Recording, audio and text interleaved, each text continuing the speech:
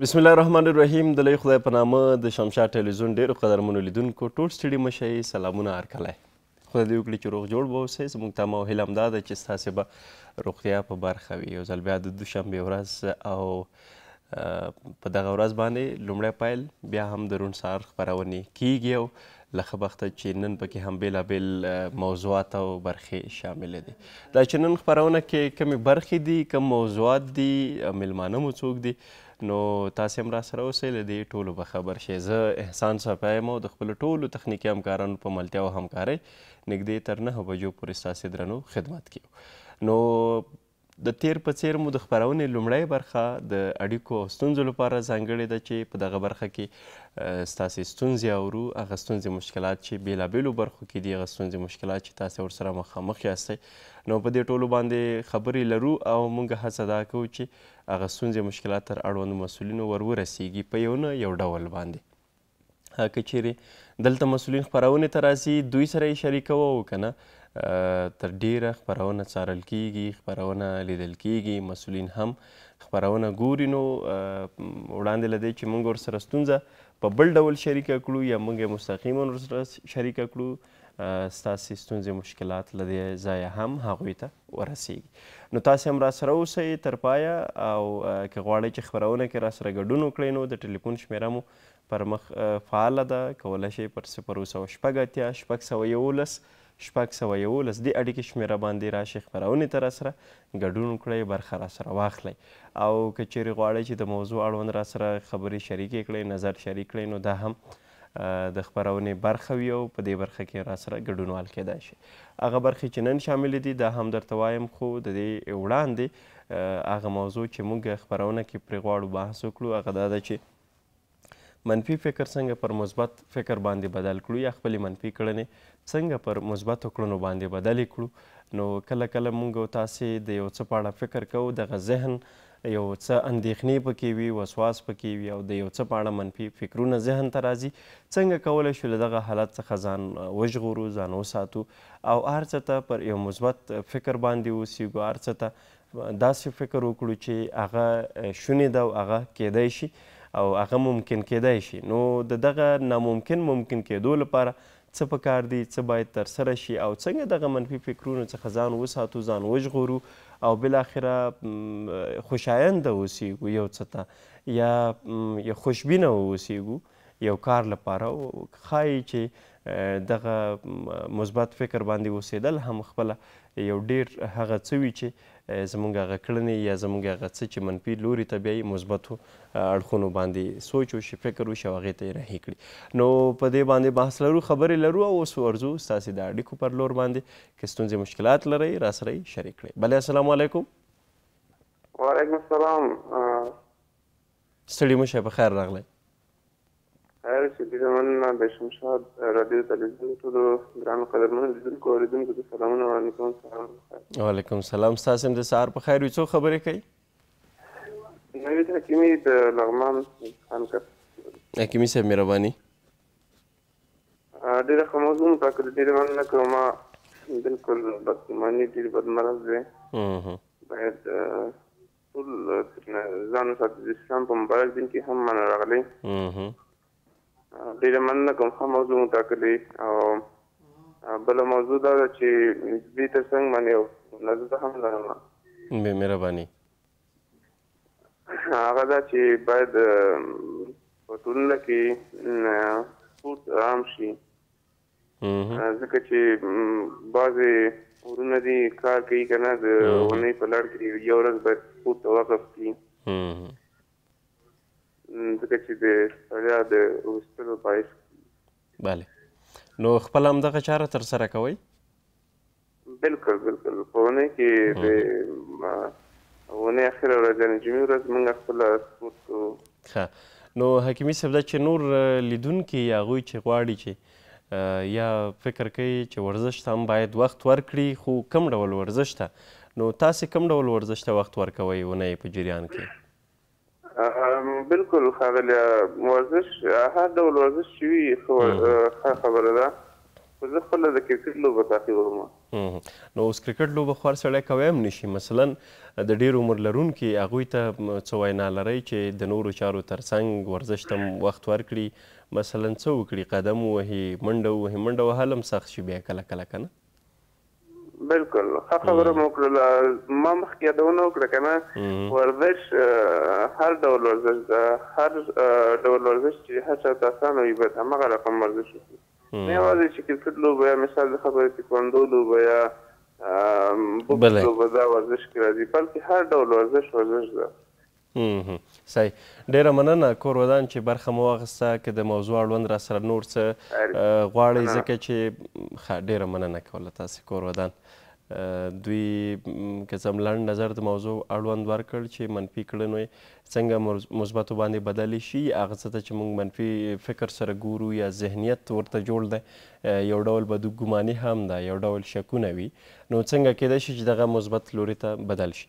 په دې باندې یو څه خبرې وکړې او همدارنګه یوه توصیه یې وه، هغه دا وه چې موږ تاسې که چیرې خپل کارونه ترسره کوو یا خپلې چارې ترسره کوو، د دې ترڅنګ مهمه خبره هم دا ده چې ورزش ته باید ځانګړی وخت ورکړو. او رښتیا هم ورزش که نه کوو نو بېلابېل ستونزې مشکلات هم راپېښېږي. لیدونکو په دې موضوع هم خبرې لرو، خو یادونه کوو چې تاسې را سره همدا شیبه کولی شئ ګډون وکړئ، برخه را سره واخلئ او ستونزې مشکلات کوي هغه را سره شریکې کړئ. بلې اړیکې ته ورځو. بلې السلام علیکم. ښه، متاسفانه اړیکه یې بېرته پرې شوه را سره. نو که غواړئ چې خپرونې ته راشئ، یو څه مناسب ځای ځان ته وټاکئ، تلویزیون نه فاصله واخلئ، د تلویزیون غږ یو څه کم کړئ او بیا به مو غږ موږ ته په ښه توګه راورسیږي. 080 611 611. بله السلام علیکم. بله مهرباني وکړئ، ستاسې اړیکه وصل ده. وعلیکم السلام. وعلیکم السلام، هرکلی په خیر راغلی.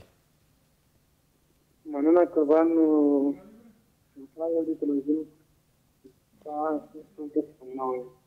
کور ودان ډېره مننه. نو مهرباني وکړئ څو خبرې کوي؟ اشنا یم د څخه. اشنا صاحب غږ د یو څه په سختۍ را رسیږي، که لږ خپل موقعیت بدل کړئ نو خبرې به مو ښې واورو. ښه، اوس مهرباني وکړئ کوم ځای نه مو اړیکه کړې؟ اشنا ما خو ګردیز څخه. ښه، مهرباني موضوع اړوند غواړئ نظر شریک کړئ او که ستونزې شریکول غواړئ؟ ستونزه خو داسې دي چې د افغانستان خاصې دي، مکمل داسې جګرخونه دي، ډپریشن لري، منفي فکر ډېر لري. ښه، نو موږ هم د اندېښنه کې کړو چې اړیکه دې بېرته پرې شوه. صحیح خبره ده چې کله کله دغه یو شمېر ټولنیز موضوعات داسې شي یا هغه ټولنیزې ستونزې د دې لامل شي چې یو سړی په اندېښنو کې کړي، یو سړی په ستونزو مشکلاتو کې راګیر کړي، ذهني ډول سړی شکنجه وي، لکه د ډپریشن مسله یادیږي چې ژور خفګان ته کیسه رسیږي.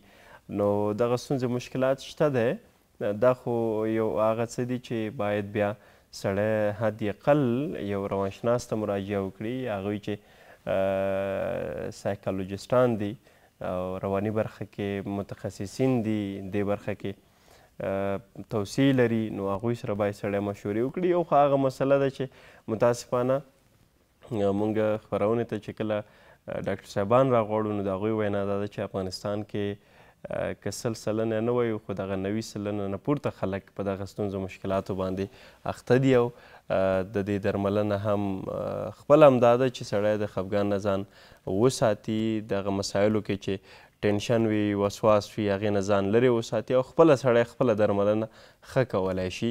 د فکر بدلون لپاره یو چیرې ولاړ شي. همدارنګه ورزش چې مخکې یاد شو چې ورزش د دې لپاره یو مهمه برخه ده او که چیرې موږ ورزش سره علاقه ولرو، ورزش ته وخت ورکړو، نو باوري اوسیږئ چې ډیری ستونزې به مو په دغه لارې چارې باندې هم حل کړي وي، ځکه ورزش هغه څه دی چې د انسان فکر بدلی، ذهن تازه کوي، سړی روحاً جسماً ورسره تازه کیږي، آماده کیږي دې ته چې د ډیرو نورو څه نه فکر راواوړي او خپل هغه روغتیا ته سړی فکر وکړي، روغتیا ته سړی متوجه اوسیږي، ځکه خو چې ورزش د ښه صحت یا د روغ صحت ضامن دی او کله چې موږ ورزش ته وخت ورکوو نو طبعا چې بیا دغه ډېر څه ستونزو مشکلاتو څخه هم بېغمه کیږو. بله السلام علیکم.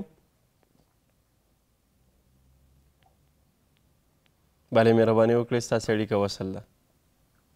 السلام علیکم. ننګیالی احساس خبرې کوم د ننګرهار ولایت نه. ښه احساس صاحب مهرباني وکړئ لږ دغه ټلویزیون نه فاصله واخلئ. مونږ ورته اواز کم کړه. اوس مې غږ صحیح شو؟ ښه اوس خو د غږ صحیح شو، خو موږ بار بار وایو چې تاسې اړیکه کوئ یو څه ټلویزیون نه فاصله اخلئ.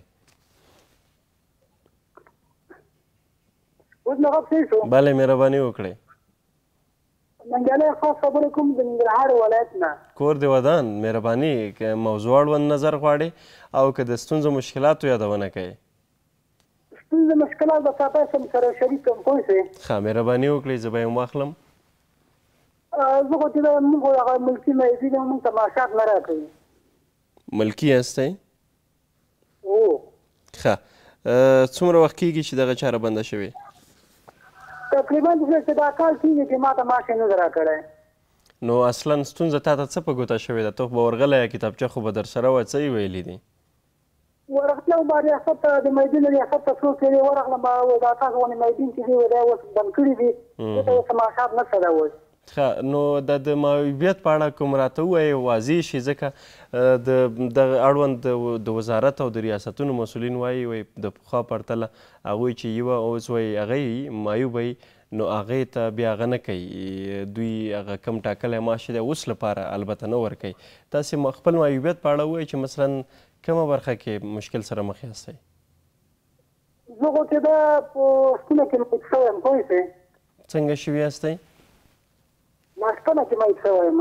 ښه صحیح. نو هغه فیصدي معلومه وه مخکې چې کومه فیصدي به یادېده؟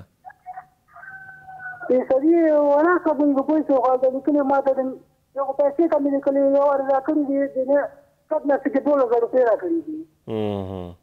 دا تېر کالونو کې؟ تېر کال کې. ښه صحیح شو. ډېره مننه تاسې ټلویزیون وګورئ. صحیح ده؟ کور د ودان په مخه دی. ډېره مننه له تاسې. ښه په دې اړه موږ د شهدا او مالونو چارو وزارت مالیې ادارې رئیس سره هم خبرې کړې وې چې هغه مو خپرونې ته راغوښتی و.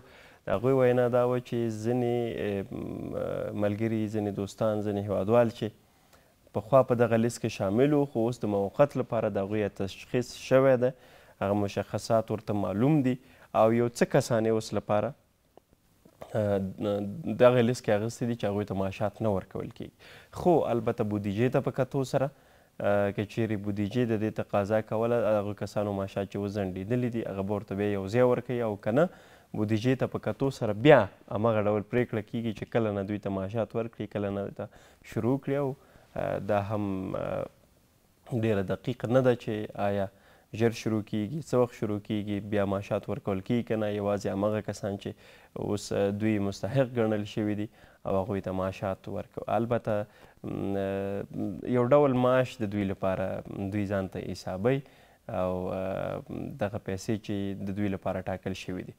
نو تاسې هم ورته زړه مه تنګوئ او انشاءالله که مستحق یاستئ نو تاسو ته به خپل حق در رسیږي او دا ستاسې حق دی. نو هغوی چې مستحق دي البته او هغوی چې بیا پخوا کې یو څه ترلاسه کړي دي او اوس داسې فکر کیږي چې نسبت دوی ته نور کسان مستحق شته دی هغوی ته باید دغه برخه ورکول شي. بیا په تاسې به په دغه کې به بیا ګیله نه کوئ او فکر وکړئ چې تاسې خدای تعالی درته صحت روغ درکړی دی او یو څه مشکلات خو تقریبا نږدې هر انسان لري، هر څوک لري چې د چا د بدن یو برخه یو څه هغه شوي وي، ستونزو سره مخامخ وي یا ژوبل شوي وي یا معیوبه شوي وي نو دغه یو څه شته دی. بلې اړیکې ته ورځو. السلام علیکم. وعلیکم السلام. ستړي مه شئ، په خیر راغلی. خیر یې مننه. مهرباني وکړئ څو خبرې کوئ له کوم ځای په اړیکه کې یاستئ؟ متاسفانه اړیکه یې بېرته پرې شوله. لا هم شیبې لرو قدرمنو لیدونکو، کولی شئ خپرونې ته راشئ، راسره برخه واخلئ، ګډون راسره وکړئ او د موضوع اړوند که غواړئ نظر راسره شریک کړئ او همدارنګه که ستونزې مشکلات. دا برخه د ستونزو اورېدو لپاره لومړی ځانګړې ده او د هغې وروسته بیا د موضوعاتو په اړه تاسې غواړئ خبرې راسره وکړئ. هغه برخې چې نن خپرونه کې لرو، هغه برخې چې نن غواړو خپرونه کې پرې بحث وکړو، ژوند کې با ډسپلینه اوسېدل یا با نظمه اوسېدل یا د ډسپلین او د اصولو مراعات کول څومره اړین دي، څومره ګټه کوي. نو دغه برخه باندې غواړو چې ټولنیزه برخه کې خبرې ولرو، بحث ولرو، میلمه به راسره ګډون والوي. اوس ورځو بلې اړیکې ته. السلام علیکم. ښه زموږ غږ لرئ؟ متاسفانه چې اړیکه بیا هم راسره پرې شوله. دوستانو که چیرې د ځای ټاکنه سمه نه وي او ټلویزیون سره څنګ کې یاستئ نو فکر نه کیږي چې ستاسې اړیکه دې موږ ته روغه راشي او ستاسې خبرې دې موږ ته په ښه ډول راورسیږي. نو دومره خواري چې کوئ، یو څه زحمت دا هم ده چې یا ټلویزیون بند کړئ یا یې غږ کم کړئ، تاسو رته یو 10 15 20 متره فاصله واخلئ. انشاءالله چې که هغه 20 متره هم نه 10 متره هم بسنه کوي او بیا دومره ستونزه نه جوړیږي. ښه، د کندهار اړوند موضوعاتو باندې هم بحث او خبرې لرو. دې ترڅنګ پر لیکوالۍ باندې خبرې کوو. نن خپرونه کې یو تن لیکوال به راسره خپرونه کې وي، دا چې د دوی لیکوالي په کومو اړخونو کې ده، همدارنګه د لیکوالۍ لپاره څه ډېر زیات مهم دي، لیکوالي کېږي څنګه، یو لیکوالي ده بل ژباړه ده. ډېر کله بازار کې به تاسې بېلابېل کتابونه ګورئ چې پکې لیکل شوي وي ژباړه او راټولونه، او همدارنګه ډېری مواردو کې به تاسې لیدلی وي چې لیکوالي یعنې لیکوالي د خپله د هغه کس یا د شخص خپل تولید ده، خپل فکر دی، یا د خپل پوهې پر اساس باندې د یو موضوع په اړه یا د یو څه په اړه لیکل کوي، لیکنه کوي. او نو غواړو چې د لیکوالانو لپاره څه ډېر مهم دي، کوم هغه اصول باید مراعات کړي، دې ټولو باندې بحث لرو. بلې اړیکې ته ورځو. السلام علیکم. وعلیکم السلام. ستړي مه شئ، په خیر راغلی. خیر ویسي، مننه. خیر ویسي، مهرباني وکړئ. اوس مې زنګ وهلی، بېرته مې اړیکه بنده شو، بیا مې کوشش وکاوه. زما دغه مشکل ده چې دا زما خاوند چې دا مولوي صاحب ریحان شهید چې په دې جومات کې د روژه کې تللی و، په هغه کې ناست و، دا په اووم صف کې ناست و چې انفجار وشو. زما خاوند ټول په دا سترګو په دې مخ باندې ولګېد، وشو د چرې په هغه سره چې کټ شو.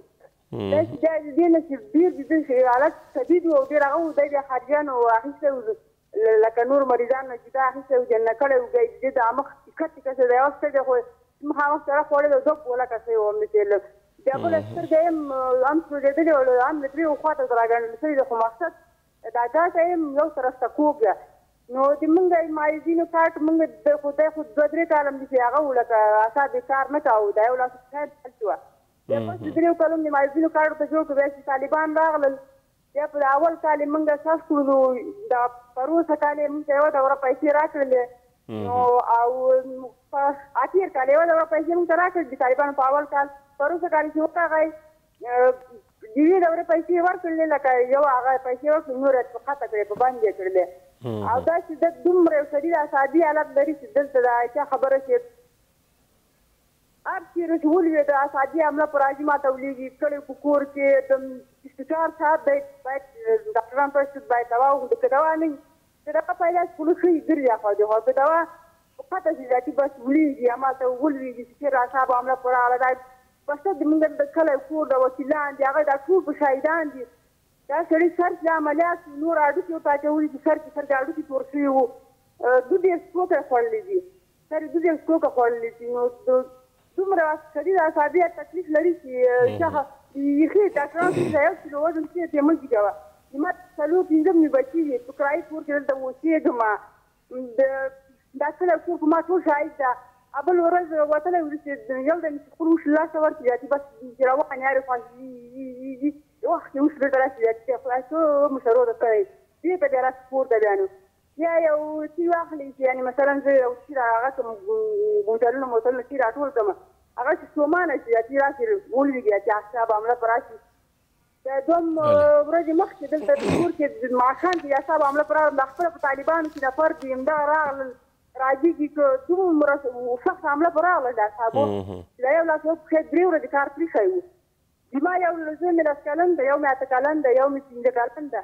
دا 3 ماشومان دې بوتلونه دا شیان راټولوي بیا یو مړۍ ډوډۍ یو شی هغه کوي د کور کرایه چې راشي څه خبره موږ یې ورکوو ټولو نه چې زه خورم بچیان مې مکتبه وتلي دي بد حال دي ټول کلی په ما شاهي دي ټول خلک په ما شاهي دي غریبان ته ورسو وایي نه واسطه څه نه وسیله شته ده هېڅوک دې موږ غږ نه اوري څوک دې موږ پوښتنه نه کوي څوک دې موږ غږ نه اوري چې واسطه هغه نه وي چې بس دغسې حال ده هغه دلیل طالبانو دا ښایسته چې ګوره دوی دومره د اسلام دی هغه شریعت هغه کوي حضرت عمر صاحب ورته د شپې درېدې خوار غریب باید ځان خبراوه چې ښه زما غږ تاسې که لرئ موږ پوښتنه لرله چې دلیل خو واضح شي چې ولې درته سره دی تاسې شکایت کوئ ګیله کوئ او هغوی ورته ویلي هغې پرې قطع کړي دي هغه معاشات یعنې هغه اصلي لامل څه شی دی یا دلیل څه شی دی څه یې ورته ویلي دي خو د دوی اړیکه موږ سره پرېښوله نو که دغه دلیل واضح شوی وی نو کیدای شي بیا موږ پوه شوي وی دا موضوع به انشاءالله بیا هم موږ یې ځان سره اخلو دغسې موضوعات ځان سره شریکوو څنګه چې وړاندې ورور یادونه وکړئ چې ستوني برخه کې ستونزې مشکلات لرم او همدارنګه دغه خور چې یادونه وکړه چې د خاوند یې په یو انفجار کې یا بم چاودنه کې زخمی شوی او ستونزې مشکلات ورته ډېر پیدا شوي نو یو دوره پیسې ورکول شوي دي خو بیا د هغې وروسته قطع شوي دي دا چې دغه ستونزه مشکل شی دی نو خیر په هر صورت ډېره مننه کوم له تاسې ټولو قدرمنو لیدونکو چې خپرونه کې راسره یاستئ او خپل ستونزې مشکلات مو شریک کړل زموږ هیله تمه دا ده چې تر اړوند مسؤلینو ور ورسیږي یو شمېر موضوعات موږ هم ځان سره اخلو او هڅه کوو چې بېلابېلو ورځو کې د مسؤلینو سره شریک کړو بیرته راګرځو موږ سره پاتې شئ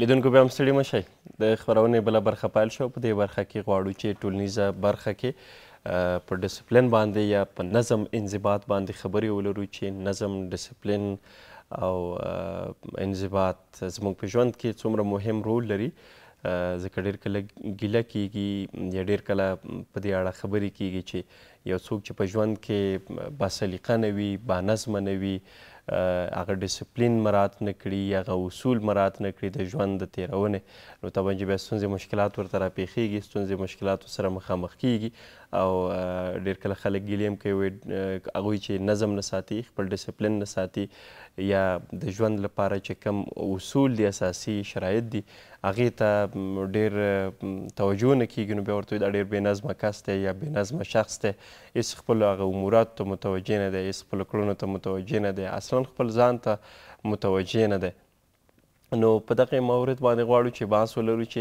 زموږ ستاسې ژوند کې نظم اصول ډسپلین څومره مهم دی او همدغه نظم چې کله د نظم خبره کیږي نو معنا ده چې د چارو د سمون لپاره باید دغه څه ترسره شي او د ځان لپاره یو داسې مهالویش جوړ شي چې د هغې له مخې سړی مخکې ولاړ شي هغه کړنې چې غواړي ترسره شي هغه فعالیتونه چې موږ غواړو ترسره یې کړو که په منظم شکل سره د هغې ترسره کېدل غواړو هغې څخه د اهدافو ترلاسه کول غواړو یا هغه څه چې موږ یې په نظر کې لرو یا پلان لرو یا هدف لرو هغه ترلاسه شي نو طبعا چې یو شمېر مقرراتو ته یو شمېر اصولو ته باید ژمن پاتې شو او همدارنګه د ژوند نظم که ساتو نو باید دغه څه په نظر کې ونیسو ورته متوجه اوسیږو په دې مورد باندې غواړو بحث وکړو خبرې ولرو میلمه مو هم انشاءالله چې نږدې شیبو کې سټوډیو ته رارسیږي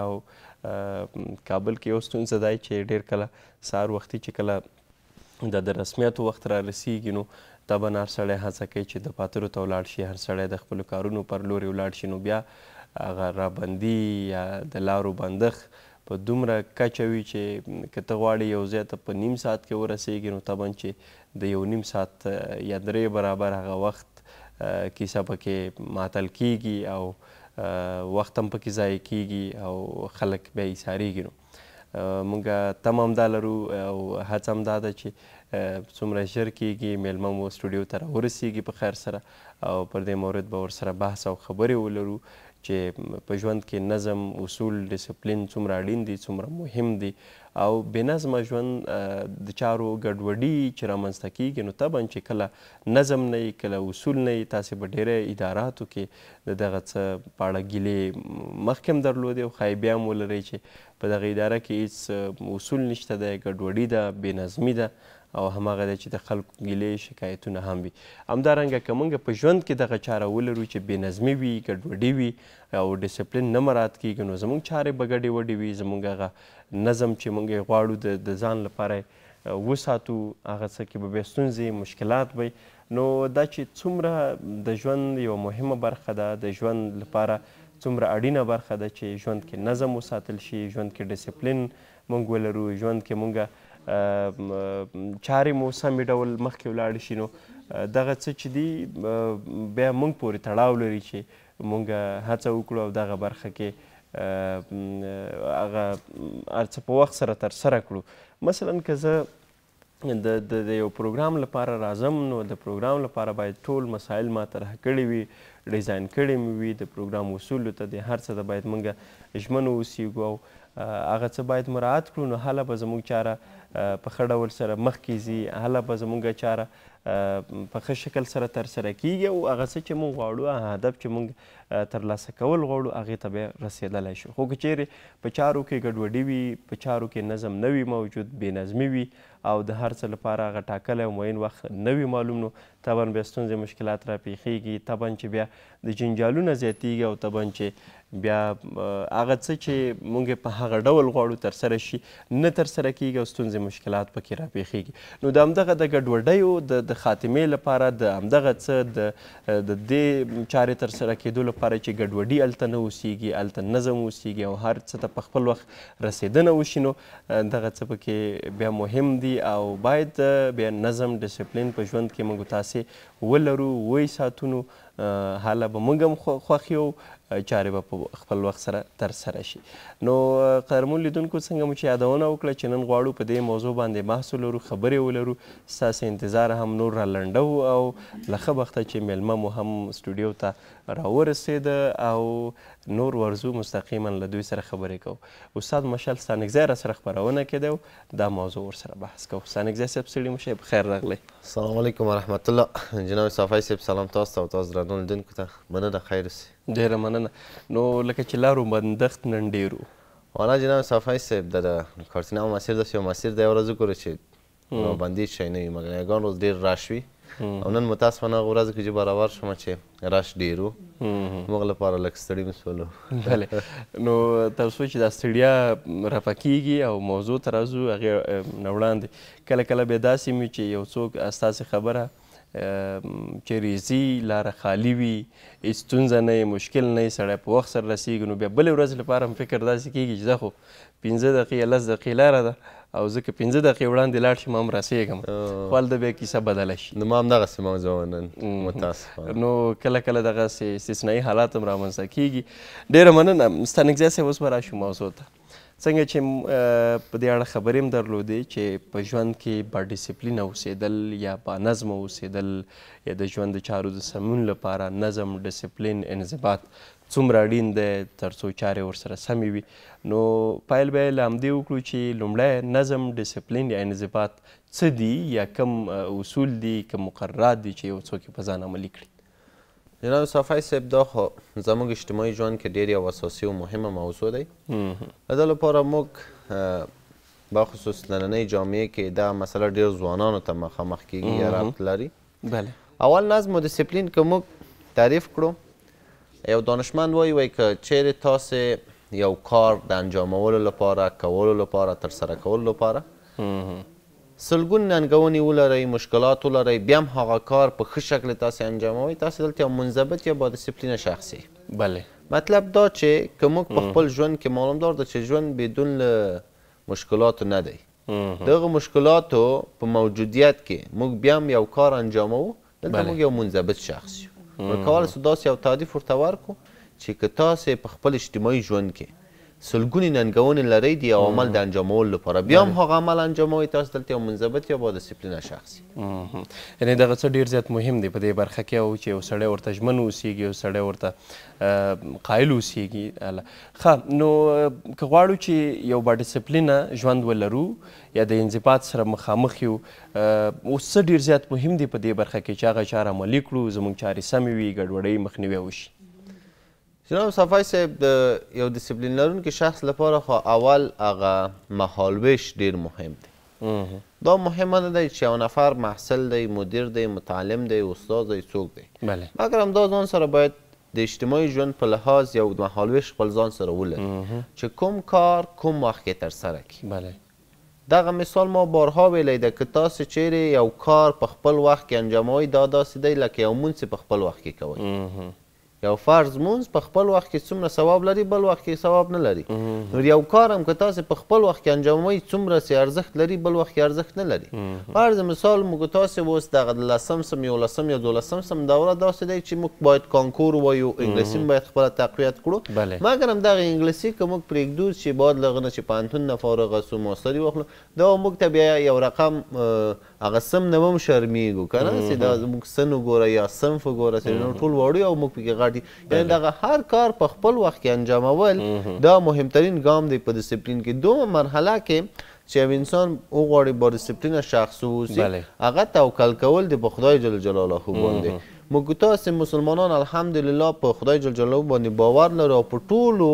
کارونو که باید په هغه باندې باور و اعتماد ولرو هغه کارونه باید وکړو چې موږ د عقیدې و شریعت و اسلام په اساس باندې برابر واوسي د هغه له چوکاټ نه بیرون ونه واوسي او دریم ګام په یو ډسپلین لرونکي شخص باید انجام کړي هغه دا دی چې خپل ځان ته پلان یا هدف ټاکل دي کله چې زه هدف ونه ټاکم خیر له څه لپاره برنامه‌ریزي وکړم له څه لپاره کار وکړم نو هدف ټاکل یا پلان درلودل یو ډسپلین شخص یو ویژګیانو ده او څلورم قدم کې دا دی چې هغه باید برنامه‌ریزي ولري د دې لپاره برنامه‌ریزي د یو انسان با ډسپلین شخص ترتیبوي یا معرفي کوي که چیرې موږ برنامه ونه لرو خو معلومدار ده چې موږ ډسپلین نور ډسپلین په چی کې موږ تطبیق کړو هی مهمه ګام دا دی چې موږ څلورم قدم کې باید برنامه‌ریزي ولرو خپل ژوند لپاره پوهنتون لپاره مکتب لپاره مدیریت لپاره استادي لپاره هر شی چې هر بحث کې چې هر کارمند چې هر اداره کې نور تاسو کوشش وکړئ ځان ته برنامه‌ریزي ولرئ بله او بیا برعکس نو چې د ژوند د چارو لپاره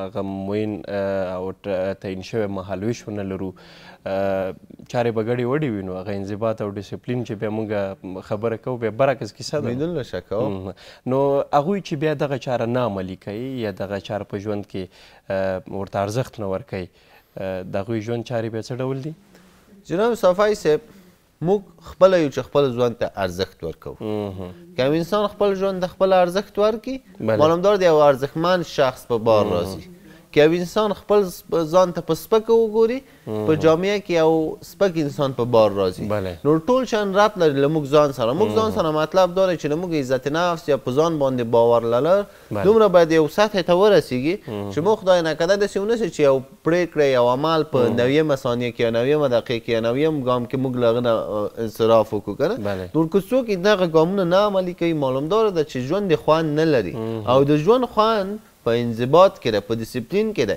زه یو غواړم چې یو بلې نقطې ته اشاره وکړم هغه دا چې دغه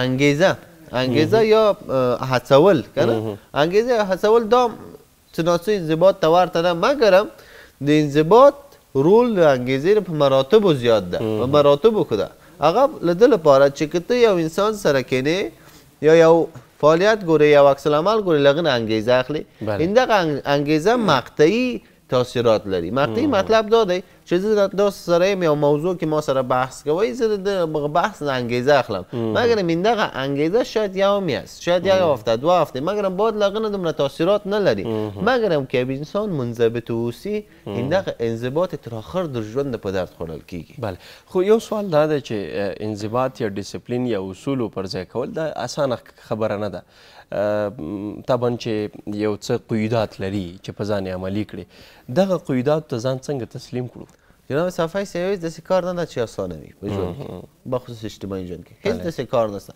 که هغه زده کړې وي که هغه تمرین وي که هغه جیم وي که هر کار وي خپلې سختیانې لري مګر موږ ته که چیرې موږ خپل ځان مهم وګڼو، خپل ځان ته ارزښت ورکو، عزت نفس خپل پورته ویسو. خو دا معلومداره ده چې موږ هغه کار ته هڅوي، هغه کار ته ماداروي چې هغه د موږ په ګټه ده. نور یو انسان همیشه په خپل ګټه باندې کار کوي، د خپل منافعو په اساس باندې کار کوي. نور هغه پردی منافع یا خلکو ته کار کول به انسان د دومره ارزښت نه لري. اول ځان.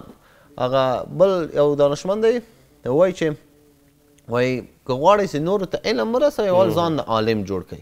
نور داسې نه کېږي چې زه نورو ته ووایم، نورو ته مطالب ورسوم مګر از خپله عالم ونه اوسم، خپله هماغه عمل راکې نه وي، نو هغه بیا یو هغه هم لرو که نه، ضرب المثل هم لرو. صحیح. بلې او بل ته بیا کیسې کوو، خپله په ځان کنو. صحیح. نو په دغه چاره کې چې تاسې مې یادونه وکړه دا اسانه خبره نه ده، هر کار همدغسې پیل کې سختي لري او کله چې بیا عملي کړو هغه ثمره یې ښه وي. کله کله د انضباط په اړه یا د اصولو په اړه دغه ذهنیت منفي لوري ته ځي چې دا خو نو سخت کار دی، ګران کار دی، تېرېږه او یو ډول به تېرېږي. دغه خپل دغه منفي افکار څنګه بیا په مثبتو باندې بدل کړو او هغه کړنې مو ورسره بالاخره مثبتې شي او دغه چارې ته بیا موږ برابر شو. جناب صفای صاحب، موږ هر عمل چې کوو باید ولیکو، هر پلان چې ټاکو، هر هدف چې ټاکو ولیکو. د یو منضبط شخص لپاره هر عمل چې کوي هغه باید ولیکي. لیکل سړی یا انسان تړي. څنګه تړي؟ کوم عمل چې غواړم وکړم هغه که زه ولیکم زه هغه عمل پسې وتړل سوم. بله.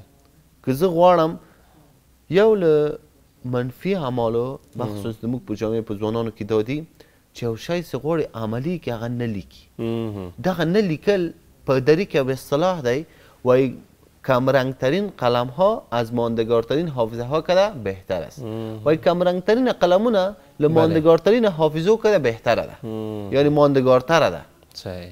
یعنی مطلب دا دی چې موږ که یو شی لیکو په کاغذ باندې موږ هغه ته یو رقم د هغه بڼه ورکو، د قرارداد بڼه ورکو ځان سره چې دا عمل زه باید وکړم، مهم یې ګڼو. او که چېرته را ذهن کې ولغړم چې دا کار زه باید وکړم یا باید ونه کړم هغه خو هېرېږي.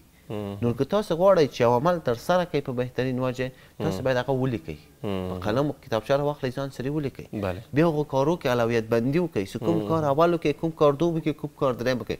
هغه وخت کې هم انسان منضبطه کړي. داسې تا ته معلومه نه وي چې سهار په څو جګسې، شپې په څو څملې، تا خو معلومدار منظم پلان نشته دی. منظم پلان نه وي هغه بیا ژوند هېڅکله خوند نه لري. د ژوند خوند په ډسپلین کې دی. د ژوند خوند چون که موږ خپله اسلام ته متوجه سو، خدای جل جلاله ولې د مازدیګر مونځ سهار کې نه فرض کړی؟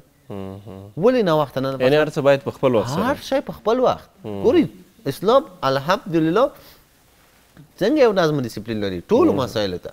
موږ له ورځني ژوند نه شروع تر کالني ژوند پورې، لکه روزه چې راځي، ورځني ژوند کې لکه مونځونه چې راځي، ټول په خپل وخت باندې. یعنی دا خپله د اسلام نه باید موږ استفاده وکړو، تقلید وکړو، ګوبرداري وکړو، د همغه په لاره باید موږ لاړ شو. په خپل ژوند کې باید هغه انضباط و نظم او دا د خدای خوښه ده. د نظم انضباط او ډسپلین د خدای خوښه دی. بله.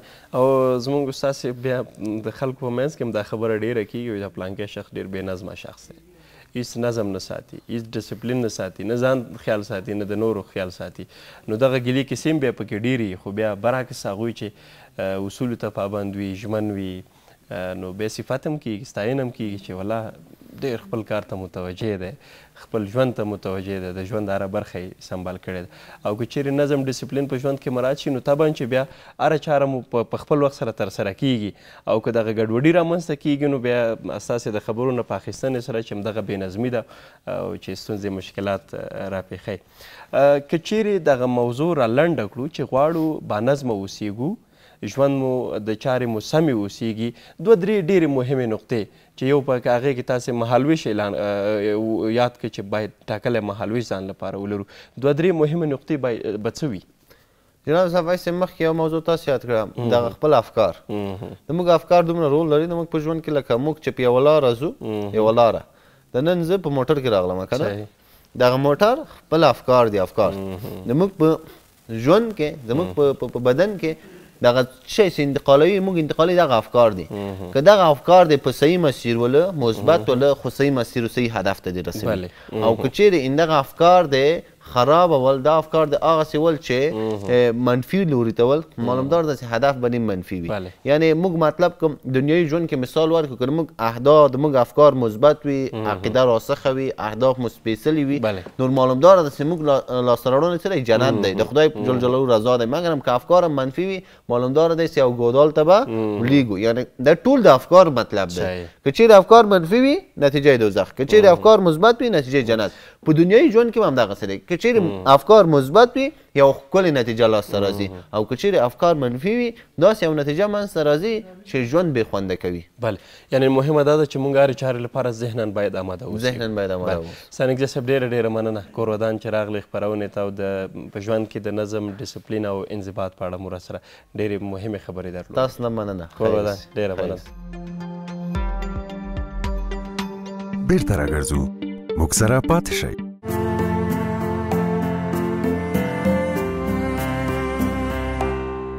لیدونکو بیا هم ستړي مه شئ هرکله د خپرونې بلې برخې ته راورسېدو په دې برخه کې ورځو کندهار ته خپل همکار سره بحث کوو خبرې لرو او هلته د پنبې د حاصلاتو په اړه غږیږو چې د پنبې حاصلات په وروستیو کې کندهار کې څه ډول دي نو ښایي چې ډېری هیوادوال ورسره بلد وي چې پنبه څه دي څه نه دي هغوی چې ښاریاتو کې ژوند کوي دا د بزګرۍ او دهقانۍ چارې نه ترسره کوي ښایي نو بیا یو څه ځینې برخو سره نابلده اوسېږي ناشنا اوسېږي نو پنبه هغه څه چې مالوچ ترې ترلاسه کیږي حاصلیږي دغه صنعت په اړه هم خبرې لرو چې هلته دغه صنعت په کوم حد کې دی په کوم برخه کې ستونزې مشکلات شته دی او کومه برخه کې بیا اسانتیاوې هم شته ده نو زموږ همکار قدرت الله رضوان صاحب را سره همدا شیبه سکایپ پر کرښه کندهار څخه خپرونې ته وصل دی رضوان صاحب هرکلی په خیر راغلی ډېره زیاته مننه صافی صاحب زه په خپل وار سره تاسو او ټولو درنو لیدونکو ته سلامونه وایم په دې هیله چې یو ښه ورځ او سهار مو راپیل کړی وي کور ودان ډېره مننه نو ډېر کله خو کندهار کې دا د غاړو هغه کېږي بحث کېږي ګلدوزیانې چې کېږي هغه لاسي غاړې چې هلته وي او قسم قیمتونه هم ډېر دي خو نن د پنبې حاصلاتو په اړه غواړو چې بحث وکړو خبرې وکړو چې پنبه چې مهمه برخه ده ډېر خلک ورسره په کار باندې اخته دي پنبې حاصلات په وروستیو کې څه ډول دي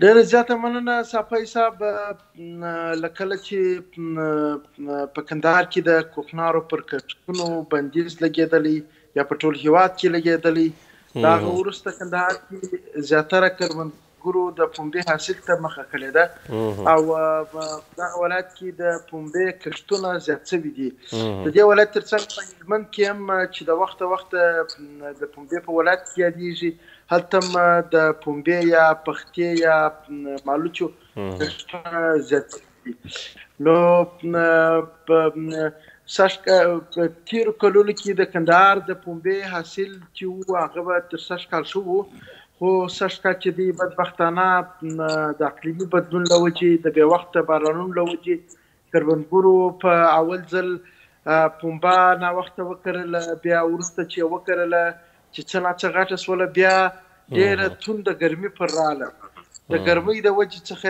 پنبه سره خرابه شوله مرضونه یې او بالاخره دا چې اوس کروندګر وایي چې پنبې حاصل یې کم دی نو د کرنې ریاست وایي چې 6 کال پر تر 2080 شاوخوا په شاوخوا هکتاره ځمکه باندې د پنبې کښتونه شوي چې دغه به 8000 څخه زیاته ټنه پنبې حاصل ورکړي نو د تیر کال په پرتله چې د پنبې دغه حاصل کم دی بله نو څو موارد چې تاسو یاد کړل چې یو هلته د کوکنارو کښت باندې بندیز و او ورسره بیا د خلکو توجه د پنبې کښت لپاره ځانګړې شوې ده که څه هم اقلیمي بدلون یو څه تاثیرات په ټولو برخو باندې درلودل په ټولو حاصلاتو باندې درلودل خو پنبې کښت ته اوس په وروستیو کې څومره توجه شوې ده څومره خلک په دې باندې بوخت دي د کندهار کمې سیمې دي یا کمې برخې دي کم ولایتونه دي کمې ولسوالۍ دي چې هلته دغه پنبې حاصلات ښه دي کښت کیږي او معمولا هغه اقلیمي شرایطو ته په کتو سره کمه ولسوالۍ یا کمه برخه ده چې هغه ورته جوړه ده صافی صاحب د کندهار په زیاتو ولسوالیو کې پنبه کرل کېږي چې د هغه د جملې څخه ډانډ، دامان، میوند او ځینې نور ولسوالۍ دي چې هلته پنبه کرل کېږي او خلک د پنبې د کښت څخه استفاده کوي. په دې کې دامان او میوند ولسوالي چې دا ډېره پنبه کري ځکه چې هلته باغونه په دغه ولسوالیو کې کم دي او خلک د کرنیزو ځمکو څخه استفاده کوي، بیا د خپلو ځمکو کرنیز حاصلات اخلي. بله خبره دا ده خلک ځکه پنبې ته مخه کړې ده چې یو خو د کوکنارو د کښتونو د مخنیوي وروسته یې مخه کړې پر خپلو کرنیزو ځمکو. دویمه خبره دا ده ځکه یې مخه ورته کړې ده چې پنبه چې ده د نورو حاصلاتو په پرتله کله چې حاصل واخیستل شي نه خرابېږي، چې هر څو کاله هر څونه وخت یې وساتي نه خرابېږي او ساتل کېږي. درېیمه خبره دا ده چې د پنبې حاصل هر څوک کولی شي چې په څو ځله یې ټوله کړي. هدف دا دی چې نن ټوله شي، بیا څو ورځې بعد بیا د هغه ځای پنبه کوي، ته کولی شي د ځمکې بل سر څخه پنبه ټوله کړي. نو د پنبې ګټه دا ده چې یو خو ساتل کېږي او بله ګټه یې دا ده چې په څو ځله ته حاصل ترې اخیستلی شي په یو وخت کې. نو دلته په ډېرو ولسوالیو کې کروندګرو مخ ورته کړې ده او دوی تمه لري چې وخت په وخت به حاصلات ښه شي او بازار به هم پیدا کړي. که څه هم اوس بازار ډېر کښته دی. کندهار کې سږ کال یو من پنبه سره 210 افغانۍ یا 15 افغانۍ پلورل کېږي. بله، نو یو خو حجم ته که سړی وکتل شي بیا د من په حساب سره شي نو کیسه بیخي ډېره زیاته بل طرف ته ځي. کروندګر طبعا دې برخه کې به ستونزې مشکلات لري ځکه یو خوا خو دا د پنبې حاصلاتو په اړه که موږ غږیږو نو بل اړخ هغه دی چې هغه د تخمونو اصلاح برخه ده.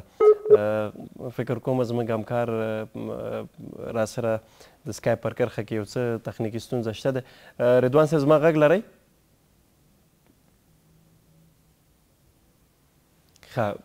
بله رضوان صاحب که زما غږ تاسې سره وي، فکر کوم زموږ یو څه تخنیکي ستونزه ده. هڅه همدا ده چې بیرته ستونزه ژر حل شي او بیرته را سره خپرونې ته وصل شي. کندهار کې د پنبې د حاصلاتو په اړه غږیږو، محض کوو چې زموږ همکار هم بېلابېلو برخو ته اشاره وکړه چې وروسته له هغې چې د کوکنارو په کښت باندې بندیز ولګېده، ډېری خلکو توجه وکړله د پنبې کښت ته، یا کله کله داسې کېږي چې بدیلو لارو ته سړی مخه کوي نو له هغې له جملې څخه یو پنبه ده. خو دا چې دغه برخه کې هغه قیمت هم دومره حد کې نه ده ځکه من یوازې 210 افغانۍ یاد شو. طبعا کروندګر به خپلې هغه لري غوښتنې لري. رضوان صاحب له ښه بخته چې بیا هم را سره یاستئ، ما پوښتنه دا وه چې کروندګر هم په ستونزې به لري، مشکلات به لري، همدارنګه اړوند برخو کې چې کله بزګران او دهاقین ادارو ته یې سترګې اړوي، تخمونو دی چې هغه اړوند ادارو ته یې سترګې اړوي. ډېر کله تخمونو د اصلاح مسله هم وي چې حاصلات ښه ترلاسه شي. په دې برخه کې کوم همکاري شوې ده ورسره؟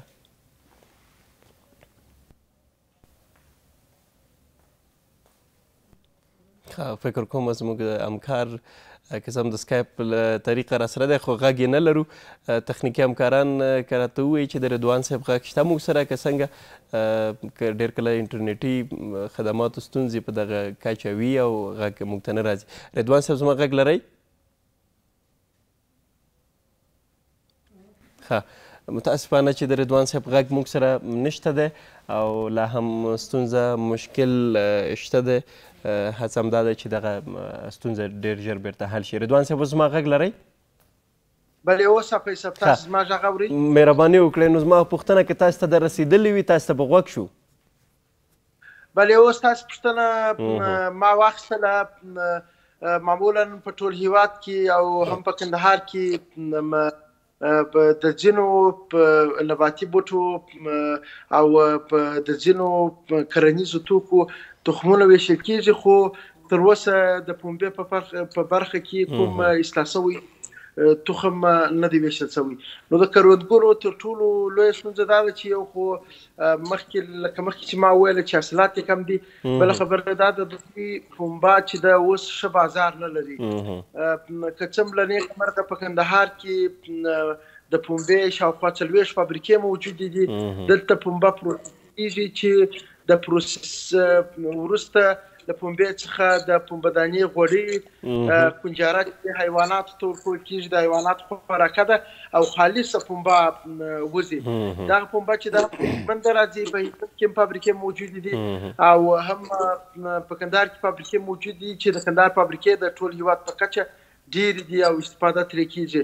نو دغه خالصه پنبه بیا چې لاسته راسي دا پاکستان هېواد ته صادرېږي او غوړي او کنجاره چې ورته وایي یا د حیواناتو خواړه په خاص ډول مواشي یا غواګانو خواړه چې دي دا په کور دننه استعمالیږي. نو خو بیا هم د دغه فابریکو د شتون سره سره د کندهار بزګر یا کروندګر هر کال وایي چې د دوی پنبه کمه بیه لري یا په کندهار کې هر کال د تېرو 2-3 کلونو راهیسې پنبه د 2.5 افغانۍ څخه پورته نه ده تللې په دغه شاوخوا کې خرڅېږي چې دا د کوکنارو په پرتله او د نور کښتونو په پرتله کمه بیه ده. کروندګرو تر ټولو لویه غوښتنه دا ده چې دلته باید د دغو فابریکو تر څنګ د خالصې پنبې دپاره هم فابریکې جوړې شي چې د خالصې پنبې تار ټوکر او ځینې نور تولیدات ولري. خوشبختانه په دې برخه کې هم د دولت په کچه د نساجي نخي او نساجي پشمي فابریکې فعاله شوي دي چې یوه یې د پنبې کار اخلي او بله یې د وړیو څخه. نو د نساجي نخي فابریکه چې د دغه د پنبې څخه کار اخلي د وطني پنبې څخه ځینې توکي د امنیتي ځواکونو دپاره درشي د صحتعامې وزارت دپاره ځینې روغتیایي توکي او شړۍ توسان او ځینې نور توکي تولیدوي. نو تمه ده چې سږ کال د دغه فابریکان پر د پنبې څه تاثیر وکړي تر څو بیه څه ناڅه شي. یوه بله فابریکه هم چې په شخصي لګښت او په سهامي شرکت په ډول جوړیږي شراکت په ډول جوړیږي هغه فابریکه هم په شخصي لګښت کار پر روان دی. تر اوسه یې د ودانۍ 50 سلنه چارې بشپړې شوي دي چې دا کار یې بشپړ شي هغه به په شخصي توګه ټوکر تولیدوي تار به هم د دې تولیدېږي ټوکر به تولیدېږي او وروسته به ټول هېواد ته وړاندې کېږي چې هغه به هم د پنبې په اصلاح بازار صنعت تاثیر ولري او پنبه به ورسره ګرانه شي. بله رضوان صاحب تاسې وړاندې یادونه وکړله چې د پنبې حاصلاتو څخه په بېلابېلو برخو کې استفاده کیږي نو او څو ځله حاصل هم ترلاسه کیږي له دې څخه. که داسې ووایي چې مثلا کروندګر یو جریب څخه په یو کښت کې یا یو ځل هغه فصل چې دوی ترلاسه کوي څومره هغه تخمینا څومره کچه باندې پنبه ترلاسه کیږي تر څو خلکو هغه اندېښنې راپوهېږي چې مثلا یو جریب څخه که پنبه په هغه کچه نه ترلاسه کیږي بیا قیمتونه په هغه حد کې نه دي تر څو دغه اندېښنې ختمې شي او د دغه صنعت د پراختیا او ودې لپاره د کروندګرو غوښتنه بیا څه ده؟ صافی صاحب تر اوسه په دې اړه دقیق ارقام ځکه نه دي معلوم چې ځینې کروندګر یو خو دا ده چې پنبه یا ټول کرنیز توکي چې دي لکه په نور هېوادونو کې کروندګر مسلکي دي خو بدبختانه لا هم په کندهار او په ټول هېواد کې کروندګر د دودیزو طریقو څخه کار اخلي. نو هغه دقیق ارقام چې دي دا نه معلومیږي چې پر یوه جریب به څومره پنبه اخیستل کېږي خو ساحې فرق کوي په یوه ساحه کې ډېره ده په بله ساحه کې لږ ده یو هم ځکه مرمنه ده یا مرض وهلې ده یو ځای پنبه مرض وهلې ده نباتات یې مرض وهلې بل ځای بیا سمه ده. نو دغه چې ده دا په اصطلاح فرق کوي. او ستاسو بل سوال دا و چې د دې صنعت د پراختیا دپاره باید څه وشي. د دې صنعت د پراختیا دپاره تر ټولو مهمه دغه ده چې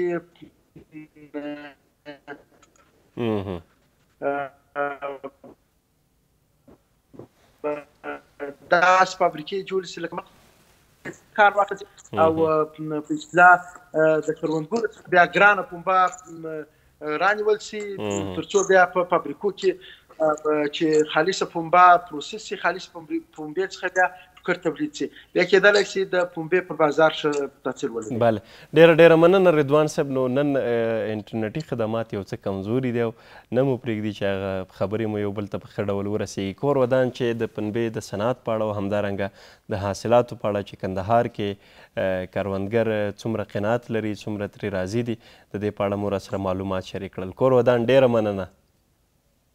ډېره زیاته مننه صاحب، تاسو او ټولو لیدونکو ته ښه ورځ غواړم. ښه وخت ولرئ.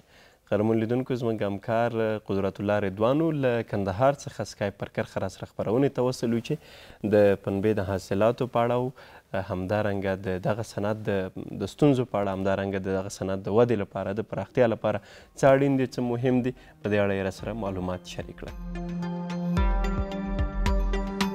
بیرته راګرځو، موږ سره پاتې شئ.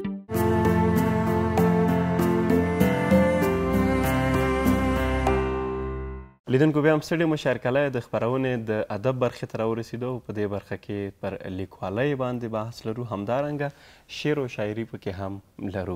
نن دواړه برخې سم یو بل سره تړلې دي، خو موږ په دواړو باندې بحث او خبرې لرو.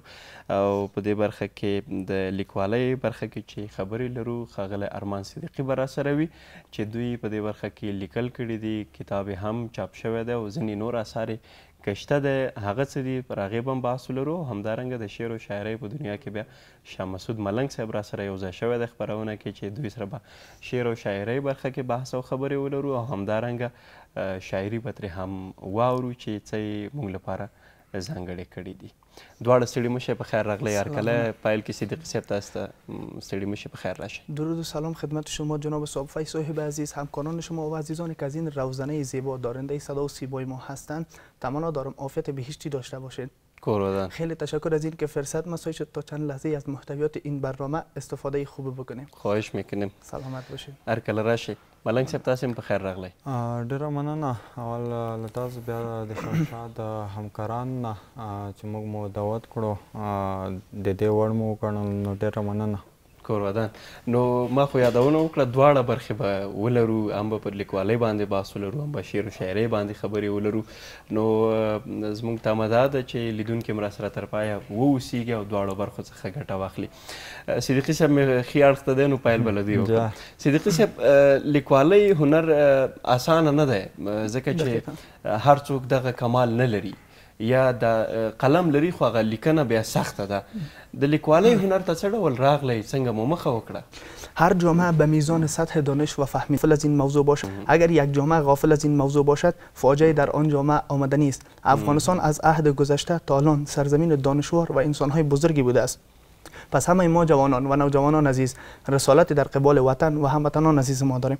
من هم خواستم تا یک دستاوردی داشته باشم و تقدیم جامعه و مردم جامعه خود بکنم که خواستم یک کتاب بنویسم. و په کتاب باندې خبرې لرو، ما سره هم دلته شته دی، وروسته یې راخلمه. خو دا ډېر کله لیکوالۍ ته چې څوک مخه کوي، هغه د پاخه عمر خاوندان یا په دې برخه کې تجربې ډېرې ترلاسه کړي وي، یا عمر یې ډېر شي او بیا له هغې وروسته لیکوالۍ برخې ته راشي. خو ماشاءالله تاسې ډېر کم عمر کې دې څه ته مخه کړه. چا تشویق کړی یا چا وهڅولی چې لیکوالۍ هنر ته راشي؟ تشویقات و انگیزه های فامیل محترم بود که همیشه مرا تشویق میکردن و کمک میکردن، به خصوص پدرجان و مادرجانم که همیشه کمک کرده و دستم را گرفت، انگیزه های مثبت برایم داده است که دستای مبارکشان را از پشت پرده تلویزیون میبوسم و از خداوند منان برایشان عمر طولانی خواهان هستم. که انگیزه ها در زندگی ما خیلی رول مهمی را دارد که میتواند یک انسان را ارتقا بده و بتواند یک دستاورد داشته باشه و یک زندگی خوب و به اهداف خود دست یابد. نو که یو پوښتنه داسې وکړم چې لیکوالي سخته ده که آسانه ده، ځواب بسئ. اشخاصی که علاقه و شوق داشته باشد به نویسندگی میتواند آسان باشد و با کسانی که یعنی شوق و علاقه ندارد شاید دشوار باشه و سخت باشه. صحیح. علاقه یو بل اړخ دی چې سړی باید یو کار سره ولري تر څو مخکې پکې ولاړ شي او دا مرسته هم کوي. خو د لیکوالۍ لپاره بیا ډېر څه مهم دي. یو خو علاقه ده چې هغه باید سړی ولري. مهم پکې څه دي چې لیکوالۍ کې مرسته کوي؟ مطالعه است که باید مطالعه داشته باشم. من خودم از مطالعاتی که در مدت یک چند سالی که داشتم توانستم یک دستاورد داشته باشم. یعنی مطالعه یک رول مهمی را در زندگی ما برپا میکند که مطالعه میتواند در هر عرصه زندگی ما را کمک کند. به گفته یکی از دانشمندان و یکی از بزرگان ما که میگوید وقتی که پرفروشترین کتاب ما کتاب آشپزی و کتاب خواب باشد پس ما ملت خوابیدن و خوردن هستیم. نه این گونه نباشیم.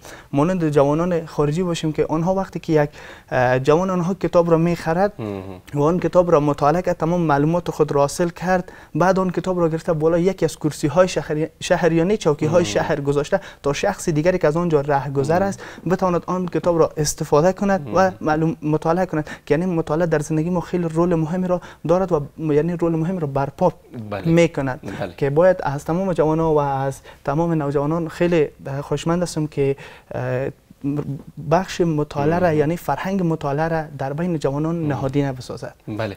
نو نورې خبرې هم لرو، کتاب هم راسره دی، وروسته ورته راځم. ملنګ صاحب اوس ګیله ونکړي چې زه مو څنګه پرېښی یم. ملنګ صاحب، شعر و شاعرۍ دنیا کې هم پاتې کېدل د هر چا د وس کار نه وي، د هر چا طبعا چې ذوق او علاقه ډېر خلک لري، خو تر څو دغه قلم یې بیا په شعر و شاعرۍ باندې روان شي دا نو سخت دی. پخوا پرتله شعر و شاعري کمرنګه شوې ده که خوندوره شوې ده؟ په شعر و شاعري د ذوق خبره دې وکړه. ډېر خلک داسې خلک وي چې دوی د وطن درد لري. ډېر خلک جلا جلا خبرې دي، جلا جلا فکرونه دي، جلا جلا تګلارې دي. بله. نو هر څوک د خپل یو تګلار، یو فکر لري، یو هوش لري. دوی غواړي چې د شعر په ژبه یو ښه پیغام ولس ته ورکړي، یو ښه تګلاره د شعر په ژبه ورته وښیي. نو شعر څوک چې د زړه ما په نظر څوک چې د زړه درد ولري او د زړه درد یې انتها ته ورسیږي، نو هغه خبره د بیا د شعر په ژبه لیکي، هغه د زړه ګونځه د زړه درد دی د شعر په ژبه راوباسي او بیا د شاعر غږ تر ډیره رسیږي. نو دوی څوک چې علاقه ولري، څوک چې ډیر درد ولري، یا زما په نظر ښه شعر هم لیکلی شي. او بیا څوک چې علاقه ونه لري، هغې ته زما په نظر یو څه سخته غوندې به وي، په دې برخه کې کار نه وي کړی. څوک چې د زړه درد ولري نو هغه بیا هغه د زړه خبرې راویستلی شي. نو خلک به فکر کوي څوک چې شاعران نه دي دا بېغمه دي د دردونو څخه، که څنګه؟ زما په نظر خو خپله دا سته چې زما زه کوم شخصي نظر چې وایم، لکه ما مخکې وویل چې وطن درد وي، د خوار ولس د یتیم درد وي، همداسې نور دردونه وي. دغه شاعر خپله ځورېدلی سړی وي، دردېدلی سړی وي. نو زما په نظر کوی شي، نور یې کوی شي څوک چې درد ونه لري، خو هغې شاعري بیا زما په نظر دومره پخه شاعري به نه وي د دردېدلې سړي مقابل کې. بله.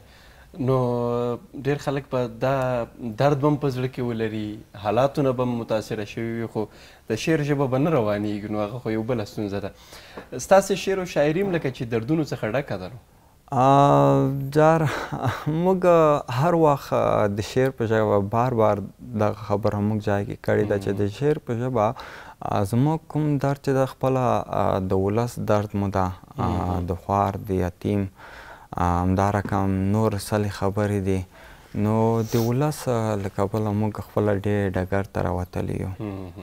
نو موږ بحث خو په دواړو برخو باندې دی، داسې به وکړو ستاسې د شعر یوه برخه به مو واورو، خو له هغه وړاندې پوښتنه به دا هم وي چې ښه نو علاقه ډېره کمې برخې سره ده یا کم فورم سره ده چې هغې کې تاسې خپل قلم جاري ساتلی دی، لیکل کوئ او نورو ته وړاندې کوئ.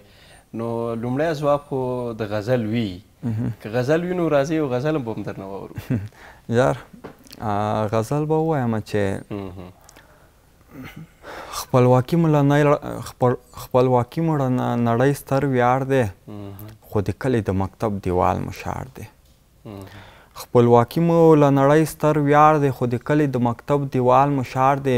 مینه وویشئ د کار ژمنه پوره کړئ، ولس خپل کړئ د ولس په شونډو پاړ دی. مینه وویشئ د کار ژمنه پوره کړئ، ولس خپل کړئ د ولس په شونډو پاړ دی. اخ زړه مې څه نری درد را شروع کړو، د پانتون زنګ چا خرڅ کړی په کباړ دی. اخ زړه مې څه نری درد را شروع کړو، د پانتون زنګ چا خرڅ کړی په کباړ دی. د سیند دغه طرف بلکل صحیح شو ملا وروره، هغه بل طرف ویجاړ دی. د سیند دغه طرف بلکل صحیح شو ملا وروره، هغه بل طرف ویجاړ دی. دا ټک پله ورته ګورم نږدې ښکاري، شاه مسعود ملنګ په جګ غره ولاړ دی. شاه مسعود ملنګ په جګ غره ولاړ دی. دا نوی دی دا غزل؟ دا نوی به یو څه موده مخکې مې لیکلی. حالاتو په کتو سره داسې ښکارېږي؟ د حالاتو په کتو سره ده.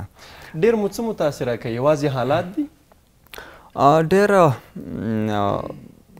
یو شاعري داسې شي چې دی فعلا حالات په هغه شي، لکه مثال چې څه تېر شي په هغې باندې ته شعر ولیکې. نو زما خپله دا نظر ده، په دې عقیده روان یم چې کوم څه چې تاریخ ته ضربه رسوي، څه چې ولس ته ضربه رسوي، باید موږ په شعر کې داسې یو نکتې راواخلو چې هغه د تاریخ په زیان وي، چې هغه په کالو کالو پاتې شي.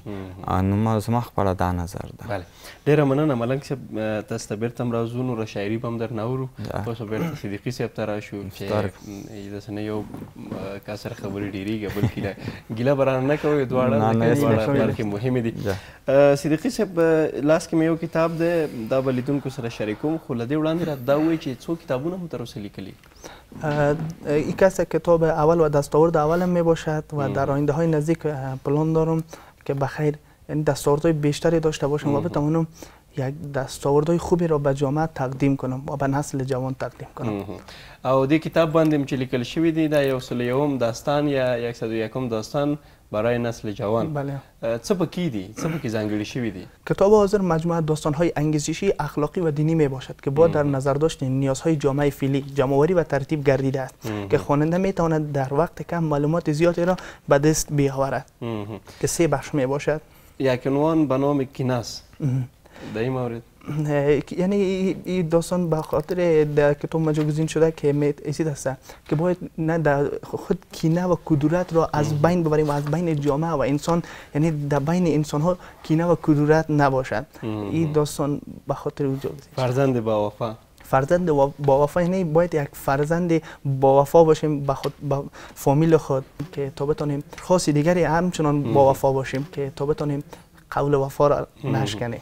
یک عنوان جالب در اینجا است که مهربان بودن با حیوانات، مهربان بودن با انسانان با انسان ها و علی در مورد بحث حیوانات اگه مطرح میکنیم مثلا چه رقم رحم کنیم سرشان؟ باید یعنی ترحم و رحم بالای حیوانات کنیم، که یعنی بعضی اشخاصی هست که یعنی ترحم و رحم بالای حیوانات نمیکند ولی باید ازشان خوشبخت است که تو باید ترحم کند و اونم یک حیوان است، اونم یعنی ام قسم که ما درد میبینیم یک جای ما افگار شود، همچنان اونا هم اگر جایشان افگار شود درد میبیند. بله. در مورد قضاوت های مردم چی کنیم؟ یعنی همیشه وقتی میخواین یک هدف در زندگیتون تعیین کردید پشت گپ های مردم پشت یعنی کسی نگردید، یعنی امو هدفتون را که مشخص کردین بالای امو کار کرده و به طرف امو مستقیم برویم و پشت گپ های مردم نگردیم. بله. واضح خو بیغمی نداریم، خلاصی نداریم. خو خیر خود را یعنی کار بگیرین و پیش برین. بله. زیاد عناوین داریم در اینجا. یک عنوان دیگه که برای آینده چی کردیم؟ برای آینده تو خیلی کتاب جور کردی، کتاب چاپ کردی، بخیر کتاب نوشیدی.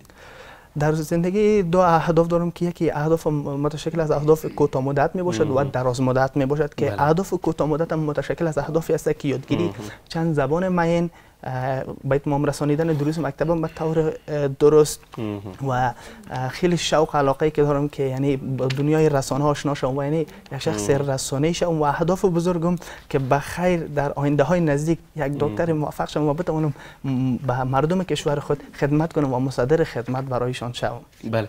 ډیره مننه. مختلف عنوانونه پکې دي قهرمان لیدونکو د کتاب کې جالبه دی یو بل عنوان پکې ده چې فریبکار انسانان یا انسان‌های فریبکار، همدارنګه د حواس مورچه د میږي حواس، دا یو جالب عنوان دی، غواړم په دې مور سره بحث وکړم او ترڅنګ یې نیکي کردن یو بل عنوان دی.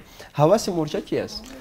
یعنی حواس مورچه که یک قسم است که یعنی هر کسی هر شخص یک حواسی دارد و یعنی حواس های یک بعضی انسان ها هست که حواس های زیادی دارد، مثلا هر چقدر پول داشته باشد بازم میخواید که میگه کرده بیشتر باشد یعنی زیادی باشد، ولی در کتاب جاگزین است که نوشته است که یعنی مورچه خیلی یعنی حواس کمی داشته و یک توتن ریزنانی را گرفته و اونمو را یعنی یک حواسش بوده که بتانسته که چیز کنه، حواس زیاد نکنه، اونمو توانست خود را شکم خود را سیر کند و یعنی زیاد حواس نکنه. او فریبکار انسانان نه دی ګلی ډیری دي چې دلته ځای کړی څنګه؟ الله فریبکار انسان‌ها خو ګلیش زیاد است از تمام یعنی اقشار جامعه از اشخاص فریبکار خیلی یعنی گیلمند هستن دیگه، ازشون خوشمند هستیم که تا یک قسم نباشن و این کارا رو نکنن. بله ما امید داریم. سلامت باشید. ډیره مننه. ملنګ صاحب بیرته تا ته راځو، بیرته به ذهن تازه کړو، بل غزل درنه اورو. زار یو وړکی نظم وایم. ښه نظم به واورو. څوک د یار له غمه ویښتې تر سحره سوي سوي سان د اورم ګل نهره. څوک د یار له غمه ویښ دي؟ څوک د یار له غمه ویښتې تر سحره سوي سوي سان د اورم ګل نهره. ما غمونه د وطن ژړوي ویښ یم، ما سحر او ماسپښین جړوي ویښ یم. په غوږونو کې مې کرکې د یتیم دي، ما د بورې مور سره غمونه نیم دي. په غوږونو کې مې کرکې د یتیم دي، ما د بورې مور سره غمونه نیم دي. کوم یو ظلم و چې دلته به د زغم و، دلته د هر ظلمي په سترګو کې به نم و. دلته هر چا د عوامو وینې څکلي دي، د ملت سترګې مې له اوښکو پړسېدلې دي. مکتبونه د تعلیم په مخه بند دي، مباح علم شو د چا په خوښه بند دي. مکتبونه د تعلیم په مخه بند دي، مباح علم شو د چا په خوښه بند دي. نړۍ وخته د ستورو په مزل ده، زموږ بخت ویده جانانه لیازل ده. نړۍ وخته د ستورو په مزل ده، زموږ بخت ویده جانانه لیازل ده. موږ منلی یې امارته ته اتل یې، موږ منلی یې ته اتل یې. ته مو زړه کې ځای لرې، ته مو ګوګل یې. خیر دې لږ په دې ولس باندې لاس را تېر کړه، دردېدلی د غمونه ترېنه هېر کړه. لاس کړه خلاص غېږه بدله په ولس کړه، ته اتل یې پام اتله په ولس کړه. شاه مسعود ملنګ په دې ولس دردېږم، د زړه وینې مې خوراک دی نه رغېږم. شاه مسعود ملنګ په دې ولس دردېږم، شاه مسعود ملنګ په دې ولس دردېږم، د زړه وینې مې خوراک دی نه رغېږم. د زړه وینې مې خوراک. ډېره مننه ملنګ صاحب. نو تا چې کومې خبرې پیل کې کولې چې د زړه درد وي، هغه ګیلې وي یا هغه مجبوریتونه وي او څوک یې بیانوی شي څوک یې نشي بیانولی. نو تاسې خپل هغه نظم کې او غزل کې دواړه بیان کړي وو. ډېره مننه دواړو څخه چې راغلی خپرونې ته راسره مو برخه واخیسته، ګډون مو وکړ، شعر و شاعرۍ نه مو برخمن کړو، همدارنګه لیکوالۍ هنر نه مو هم برخمن کړو. ملنګ صاحب ډېره مننه. ډېره زیاته مننه له تاسو نه او بیا د شمشاد همکارانو نه، د تلویزیون له صفحې نه چې موږ څوک تردیده مینه هغوی نه ډېره مننه کوو چې موږ یې وزغملو، چې موږ مو دلته تاسو را دعوت کړو. نو ډېره زیاته مننه. کوره ده، ډېره مننه. صدیقي صاحب له تا مننه. نو په دې هیله چې دغسې نور کتابونه د خیره سره په راتلونکي کې موږ وګورو چې چاپ شي. یوه ډېره لنډه پوښتنه په دې اخیرو کې، نور کوم داسې څه د چاپ ته آماده دي، چاپ ته شته دی؟ بله، در آینده های نزدیک یک دستاورد انشالله یک کتاب دیگه هم می داشته باشم که تقدیم جامعه کنم انشالله بخیر. بله، نو په دې هیله چې هغه هم یو ورځ پرې بحث ولرو، خبرې ولرو او هغه هم دلته راسره وي. ډېره مننه صدیقی صاحب. از تمام جوانان و عزیزان خیلی خوشمند هستم که فرهنگ مطالعه را در بین جوانان نهادینه بسازند و این وطن، این جامعه برای ما نیاز دارد و نام کشور خود در سایر کشورهای دنیا بلند ببریم و ارتقا بدهیم. تشکر. ټولو باندې حق لري. سلامت. ډېره مننه. بیرته راګرځو، موږ سره پاتې شئ.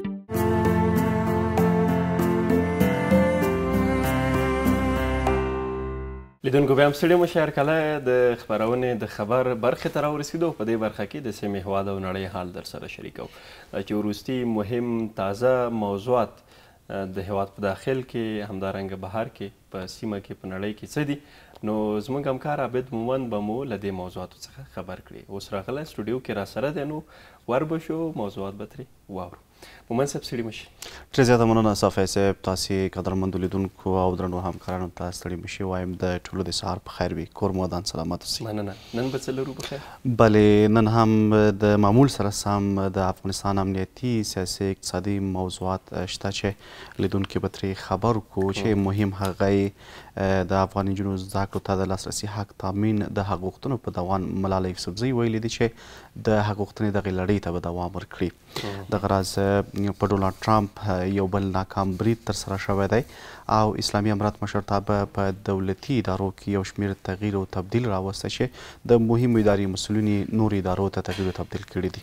دا ورته نور مهم خبري موضوعات شته دی چې له قدرمندو لیدونکو سره به شریک کړو. د ټرمپ د بریدونو مسله یو څه ډېره شوله نو. بلې، دا دوهم برید دی چې په نوموړي ترسره کیږي، خو دغه برید د نورو بریدونو په پرتله باندې لږ جالب په دی چې بریدګر چې کله برید ترسره کړی دی وسله یې عمل ته ورته په سیمه کې پرېښودی او له ځایه تښتېدلی دی او نوموړی هم داسې مهال په برید کړی چې لوبې کولې او په لوبو بوخت نو دغه برید هم داسې سرسري ډول ترسره شوی دی. یو یادونه به وکړو دا چې لیدونکي د موضوع څخه وضاحت ترلاسه کړي چې دا بریدونه ولې ترسره کیږي. نو امریکا کې انتخاباتي مبارزې دي او په دې برخه کې دوه مخکښ کاندیدان چې یو پکې ډونالډ ټرمپ دی او بل پکې د جو بایډن کاملا هیرس بله د هغې په نمایندګۍ اوس هغوی ولاړ دي. نو دغه مبارزه یو څه سخته شوې ده دواړو ترمنځ او دا کیسې خو شته. نو بلې د دې ترڅنګ چې دغه بریدونه دغه ډول ترسره کیږي یعنې دغه داسې یو بریدونه دی چې فکر نه کوي چې دا د رښتیا هم دغه ډول برید ترسره شوی وي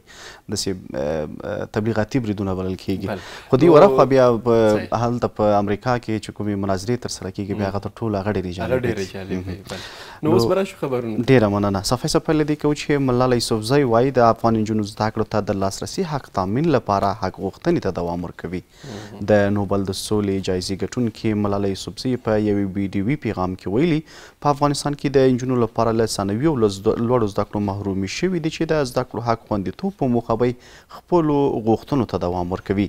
ملاله یوسفزۍ ویلي د نورو فعالانو په ګډون د افغان نجونو دا غږ بدره کوي او د اوسني سرپرست حکومت د بندیز د لامل حساب غواړي. نوموړی داسې مهال د افغان نجونو د زده کړو حق خوندیتوب لپاره غږ پورته کوي چې له تېرو نږدې 3 کلونو راهیسې اسلامي امارت تر ثاني امره د نجونو پر مخ د ثانوي او لوړو زده کړو دروازې تړلې دي. په ډونالډ ټرمپ یو بل ناکام برید شوی. ریټرز خبري اژانس راپور ورکړی چې د امریکا د جمهوري غوښتونکي ګوند نوماند باندې په فلوریډا ایالت کې ډزې شوې دي. د راپور له مخې ټرمپ په دې ایالت کې له ګولف لوبه کوله چې څنګ ته یې ډزې شوې دي. د معلوماتو پر بنسټ په ټرمپ برید کوونکي کس وسله پرېښه او د سیمې له ځایه په موټر کې تښتېدلی چې وروسته امنیتي ځواکونو نیولی دی. په دغه برید کې د امریکا پخواني ولسمشر او د جمهوري غوښتونکي ګوند اوسني نوماند ډونالډ ټرمپ ته کوم زیان نه دی رسېدلی. اسلامي امارت مشرتابه په یو شمېر دولتي ادارو کې مسؤلین تغییر تبدیل کړي دي. اسلامي امارت ویان ذبیح الله مجاهد پر ایکس پاڼه لیکلي چې د اسلامي امارت د رهبر د حکم پر بنسټ د مالی وزارت د عوایدو او ګمرکاتو مخکینی معین عبدالقاهر ادریس د احصایو معلوماتو ملي ادارې د رئیس په توګه او د احصایو معلوماتو عمومي ادارې مخکینی رئیس فقیر محمد زیار د عامې روغتیا وزارت د طبي شورا د رئیس په توګه ټاکل شوي دي. په نورو ګمارونو کې بیا د هلمند د اقتصاد مخکینی رئیس مولوي شریف الله د فرا امنیه قماندان په توګه او د فرا استناف محکمې مخکینی رئیس مولوي محمد ګل سیاد د کندهار زون د نظامی محکمې د رئیس په توګه ټاکل شوي دي. دغه راز د ننګرهار د وادي کرنیز شرکت مخکینی رئیس مولوي غلام رحمان قاظم د ښار اوبو رسولو او فاضلابو شرکت د رئیس په توګه او د کندهار زون نظامی مخکینی رئیس مولوي غلام رسول احساني د فراد استناف محکمې د رئیس په توګه په دندو ګمارل شوي دي. دا په داسې حال کې ده چې له دې وړاندې هم اسلامي امارت مشرتابه پر یو شمېر دولتي ادارو کې د کابینې په کچه باندې ځینې تغییرات او بدلونونه راوستي وو. فوټسال ملي لوبډلې د نړیوال جام په لومړۍ لوبه کې انګولا ته ماتې ورکړه. د افغانستان فوټسال ملي لوبډله د روان 2014 نړیوال جام سیالیو په لړ کې تېره ورځ په خپله لومړنۍ سیالۍ کې انګولا ته د 6-4 پایلې سره ماتې ورکړه. په دې لوبه کې امید کنبري، محمد مهدي نورزي، رضا حسنپور، اکبر کاظمي او حسن مهدي د لوبې په ګټه باندې ګولونه وهلي دي.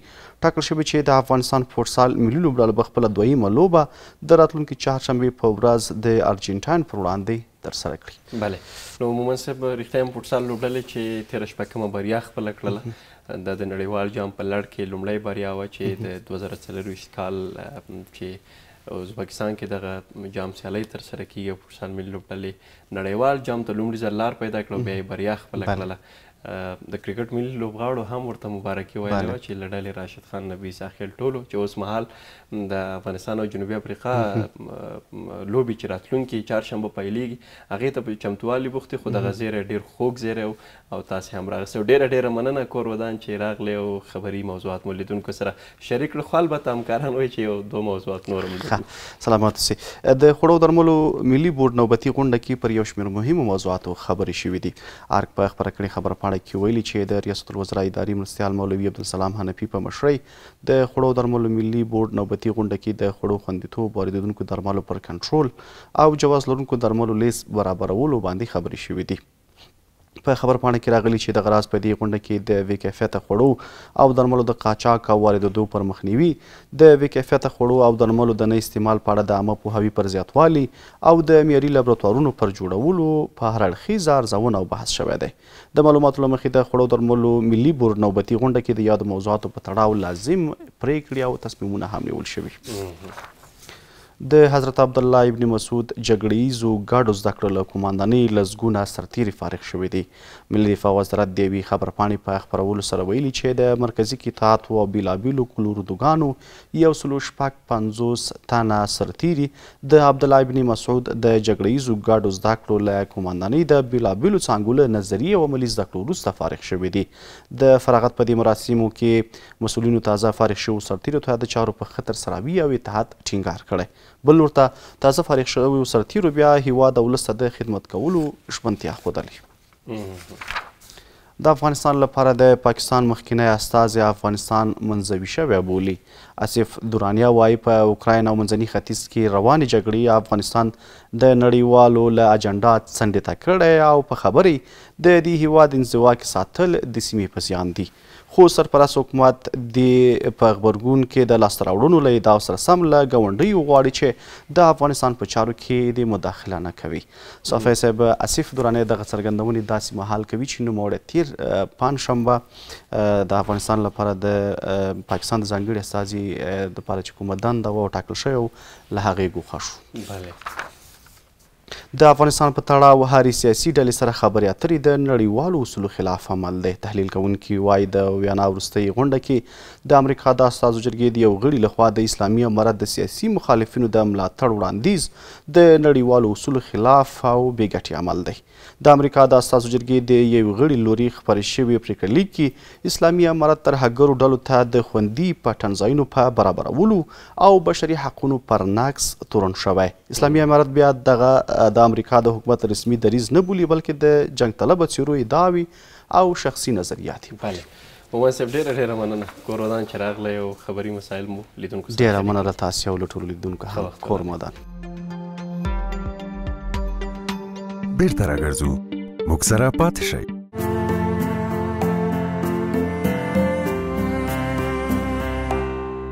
قدرمن لیدونکو بیا هم ستړي مه شئ. هرکلی د خپرونې وروستۍ برخې ته راورسېدو او دا د پوښتنې برخه ده. په دې برخه کې موږ د بېلابېلو ادارو د فعالیتونو په اړه، د لاسته راوړنو په اړه، د کړنو په اړه بحث لرو، خبرې لرو. وروستیو کې تاسې د دې شاهدان یاستئ چې د کال پوره کېدو سره د اسلامي امارت بېلابېلو ادارو د خپلو کلنیو فعالیتونو هغه راپورونه د خبري کنفرانسونو لارې ورکړل او د خپلو فعالیتونو لاسته راوړنو په اړه یې خلکو ته څنګه چې یادونه کوي چې ملت ته د حساب ورکونې پروسه ده.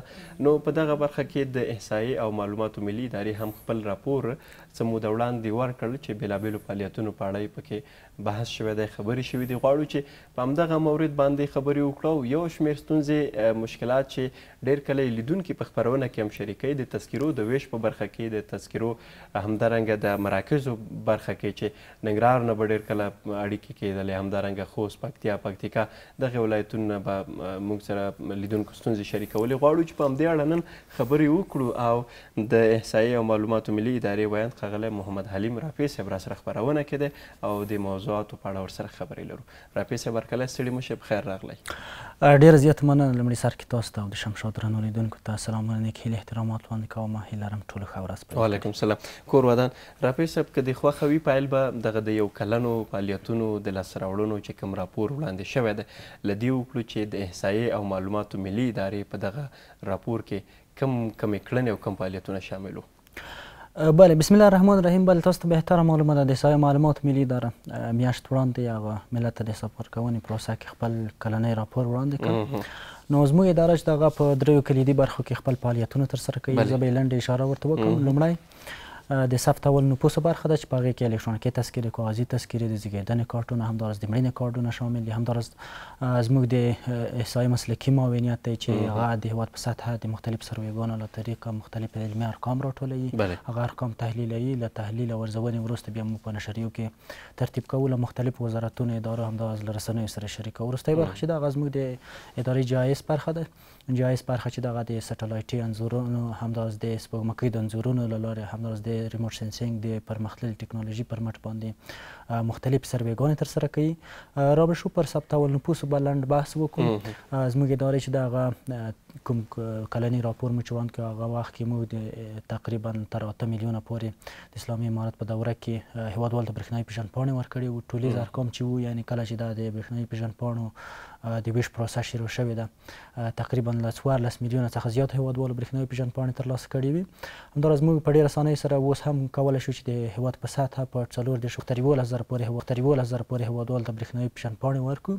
همداراز د زیږېدنې د کارتونو په اړه لنډه یادونه باید وکړم چې موږ د تیر کال په جریان کې په دې باندې وتوانېدو چې تر 6 لکه زیاتو هېوادوالو ته د زیږېدنې کارتونه ورکړو. همداراز د مړینې کارتونه وو او په مختلفو نورو برخو کې هم فعالیتونه ترسره شوي وو. له دې سره سره بعضې سرویګانې موږ ترسره کړې وې.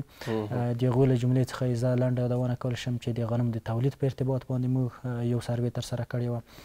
همداراز په هېواد کې د سولري څاګانو د تعداد په اړه باندې موږ یو سروې ترسره کړې وه چې هغه ارقام یې موږ د ټولنیزو رسنیو له لارې له هېوادوالو سره شریک کړي. همداراز دې ته ورته ځینې نور لوی فعالیتونه ترسره شوي وو چې موږ هېوادوالو ته د سهولتونو جوړولو په خاطر باندې د الکترونیکي تذکرو هغه مرکزونه چې وو په ولسوالیو کې جوړ کړل، چې خوشبختانه تېرې څو میاشتې کې موږ 11 ولسوالیو ته، هغه ولسوالیو چې هلته د برېښنایي پېژندپاڼو لپاره هېوادوالو اشد ضرورت درلود، د هغو لپاره مو د برېښنایي پېژندپاڼو مرکزونه جوړ کړل چې وروستی هغه د میدان وردګو په سید آباد ولسوالۍ کې جوړ شوی و. له دې سره موږ ځینې د اسان خدمت مرکزونه په ولایتونو کې جوړ کړل، لکه په کندهار ولایت کې موږ د اسان خدمت هغه چټک او رڼه خدمتونه چې دي هغو یو مرکز مو جوړ کړ. همداراز په خوست ولایت کې مو یو مرکز جوړ کړو. له دې سره سره موږ په دې وتوانېدلو چې دلته په کابل کې هم د اسان خدمت ځینې مرکزونه جوړ کړو. په ټوله کې د برېښنایي پېژندپاڼو موږ تقریبا 8 فعالې ویشتانګې لرو. د هغې له جملې څخه د سږ کال په جریان کې موږ له هېواده بهر هم په دې باندې وتوانېدو چې هېوادوالو ته د برېښنایي پېژندپاڼو په برخه کې سهولتونه جوړ کړو، چې خوشبختانه د متحده عرب اماراتو کې موږ یو د برېښنایي پېژندپاڼو مرکز پرانیستو. همداراز د اسان خدمت 4 مرکزونه دلته کابل کې فعاله دي، چې د هغو له جملې څخه یو د ادارې په مرکزي دفتر کې دی، یو بالا کې دی، یو بل زړو مکریانو کې دی. همداراز 2 نور په نظر کې نیول شوي دي چې هغه به په شهر نو او همداراز په زړه وزارت داخله کې فعاله شي. د زړې وزارت داخلې د اسان خدمت مرکز فعالیتونه شروع شوي دي، نو وروسته به پر ځینې نور موضوعات هم بحث. ډېره مننه. بېلابېلو برخو ته تاسې اشاره وکړم، د سرویګانو برخه هم د تذکرو د ویش برخه کې یو خو د راپور برخه وه چې هغه وخت کې تر 8 میلیونه پورې تذکرې ویشل شوې. اوس وخت کې چې موږ قرار لرو هېواد کې څومره وګړو ته تذکرو ویش ترسره شوی دی او تذکرې ترلاسه کړي دي؟ و دا ډېر مهم موضوع ده. ما مخکې اشاره ورته وکړه په ټوله کې دا پروسه چې ده د تېر جمهوري ادارې په جریان کې شروع شوی، یعنی 1490 کال کې له هغې تر دې دمه 14.1 میلیون هېوادوالو برېښنایي پېژندپاڼې ترلاسه کړي دي. یعنی دقیق رقم یې 14.1 میلیون څخه هم زیاتې دي. په ټوله کې زموږ د نفوسو تقریبا 40% هېوادوال چې دغه برېښنایي پېژندپاڼې ترلاسه کړي. بله، لم ډېره برخه پاتې دي. د مراکزو د فعالیت برخه تاسې 28 مراکز یاد کړئ، دا د هېواد په سطحه دي. په یو شمېر ولایاتو کې خلک نیوکه کوي چې هغه ګڼه ګوڼه ډېره زیاته ده، خلک ډېر زیات مراجعه کوي خو ولې مراکز کم دي. مثلا یو مثال یې موږ د ننګرهار ځکه یادو چې په بېلابېلو ورځو کې موږ سره لیدونکو ستونزې شریکې کړلې. یو نیوکه دا کوي چې په مراکزو کې رش ډېر زیات دی، د هغه تنظیمات چې باید برابر شي او هغه اسانتیاوې برابر شي هغه په هغه کچه نه دي. همدارنګه تذکرو د قیمت نه شکایت کیږي. دا د لیدونکو هغه ستونزه زه شریکوم، زه په کل کې بیا خبره کوم. که چیرې یو ولایت کې ډېر زیات ولایتونو خلک میشت اوسیږي یا هلته ګڼه ګوڼه ډېره زیاته وي، 2 مراکز هلته بسنه کوي؟ په ټوله کې زه باید یو وضاحت دغه موضوع ته ورکړم. موږ هغه ولایتونه چې زوني ولایتونه دي یا نسبتا نفوس یې نور ولایتونو ته زیات دی، هلته مو درې مرکزونه ورفعال کړي دي. ننګرهار هم د هغو ولایتونو له جملې څخه دی. خو زه یو لنډ اشاره کوم، په ننګرهار کې به په نږدې ورځو کې د آسان خدمت یو مرکز هم پرانیستل شي. هغه د کارکوونکو د استخدام چارې او نور کاري پروسیجرونه چې هغه مخ ته تللي دي، انشاءالله په نږدې وخت کې هلته د برېښنایي پېژندپاڼو د آسان خدمت کوم چټک او رڼه خدمتونه چې هغه هلته فعالیت شروع کوي. نو لنډه یادونه کولی شم چې د افغانستان 345 ولسوالۍ دې ته په هم مهاله په یو وخت کې د برېښنایي پېژندپاڼو هغه مرکزونه جوړول دا یو ډېره لویه خبره ده. موږ دا اوس هم مخکې ما اشاره ورته وکړه چې د هېواد په سطحه په 14 ولایتونو کې 78 فعالې ویش څانګې لرو. د هر یو مرکز ډېرو زیاتو مالي امکاناتو ته ضرورت لري، د الکترونیکي وسایلو ته، کارکوونکو ته، همداراز د هغوی د معاشاتو ته اړتیا لري. موږ هغه اولویتونه په نظر کې نیولي دي، ضرورتونو ته په کتو موږ د هر ولایت هغو نفوسو ته ګورو، بیا موږ کولی شو چې هغو ته مرکزونه ورفعال کړو. رافي صاحب ډېره مننه دا چې وخت راسره کم دی. غواړم چې ډېر موضوعاتو ته اشاره وکړم. د تذکرو قیمت په اړه اندېښنې دي. ځینې لیدونکو داسې اړیکې وکړلې چې د قیمت د پخوا پرتله ډېر شوی 1000 افغانیو ته رسېدلی دی، خو هغه کم تعین شوی قیمت چې وړاندې 500 افغانیو، آیا برحاله هماغه قیمت دی؟ بل دغه قیمت پر کوم اساس باندې ټاکل شوی دی؟ لنډې باید تشریح کړم. د دغو قیمتونو هغه اسټیمیشن زموږ د تخنیکي ریاستونو د همکارانو لخوا ترسره شو. یو الکترونیکي تذکره کله چې له خارجي هېوادونو څخه موږ د افغانستان ته واردوو، پر دې باندې تقریبا تر 570 افغانۍ باندې مصارف راځي. په دې کې محصول دی، همداراز د الکترونیکي تذکرو د پولیکاربونیټ کارتونه قیمت دی، ټوله مصارف په نظر کې نیول شوي. دا اوس هم هغه 70 افغانۍ دولت خپل پر غاړه باندې اخیستي دي.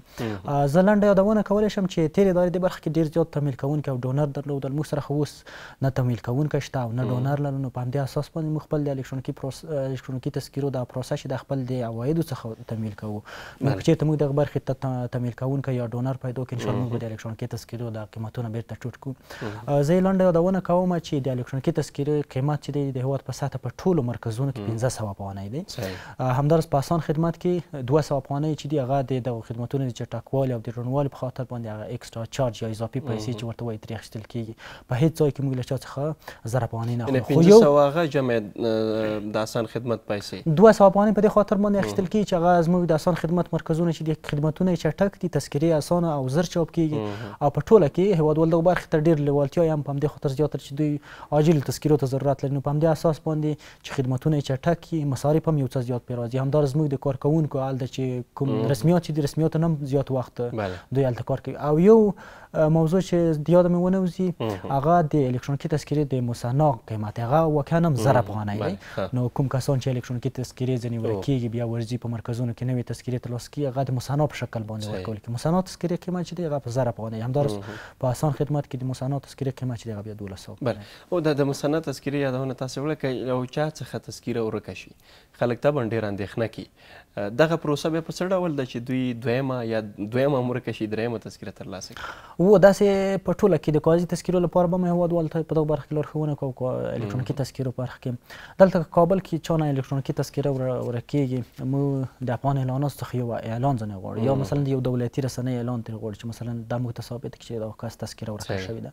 هغه اعلان وړي زړې وزارت داخلې ته. زړې وزارت داخله دې برخه کې یو فورم دوی ته ورکوي، د دوی الکترونیکي تذکره چې ده هغه د مصنع په شکل باندې ورکول کېږي، او قیمت یې چې دی 1000 افغانۍ دی. همداراز په آسان خدمت کې بیا چې دی 1200 افغانۍ.